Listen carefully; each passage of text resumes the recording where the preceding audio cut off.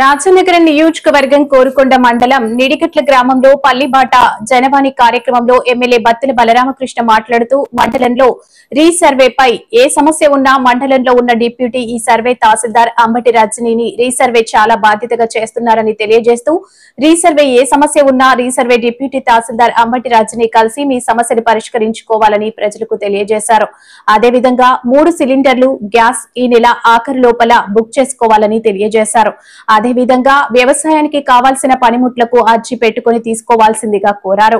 ఎవరికైనా ఏ సమస్య అయినా ఉంటే గనుక నాకు నేరుగా తెలియజేయవలసి వచ్చని, నేను మీలో ఒకరిని అని మరొకసారి తెలియజేస్తూ మీరు నాకు బంధువులని సభాముఖంగా తెలియజేశారు.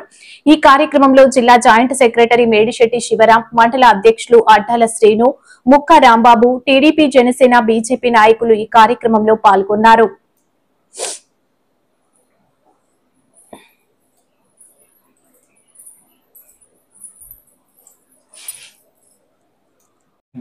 అదేవిధంగా చూస్తే రీసర్వే పేరుతో భూములన్నీ కూడా తప్పుడు కొలతలు కొలిచేసి మనకి భూములన్నీ కూడా మన భూములు మనకు లేకుండా మన భూమి ఎవరికో కూర్చు పెంచేసి మనకు తగ్గించేసేసారు.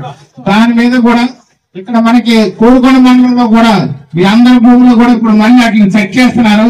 ఒక మంచి మండల సర్వేర్ గారు కూడా ఉన్నారు మేడము, చాలా మంచి ఆవిడ, సిన్సియర్ గా వర్క్ చేస్తారు. ఆల్రెడీ సర్వే జరిగింది అనుకుంటాను.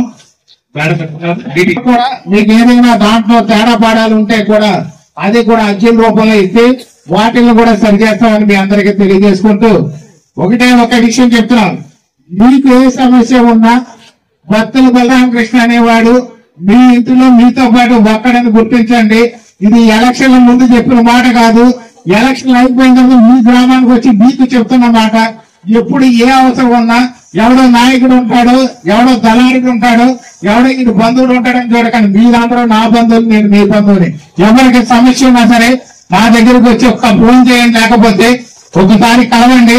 మీరు అవసరమైతే నన్ను రమ్మంటే కూడా నేనే వచ్చి మీ సమస్యలు పరిష్కరిస్తానని ఈ సందర్భంగా తెలియజేసుకుంటూ, ఇక్కడ ఎవరికి ఏ సమస్యలు అర్జీ రూపంలో ఇస్తే వాటిని పరిష్కరిస్తామని సందర్భం తెలియజేసుకుంటూ ఈ అవకాశం ఇచ్చినటువంటి నిడిగట్ల గ్రామ ప్రజలందరికీ మరియు మరొకసారి అధికారులకు, ఇక్కడ ఎన్డీఏ కూడా తెలుగుదేశం, జనసేన, బీజేపీ నాయకులకు నా హృదయపూర్వక ధన్యవాదాలు.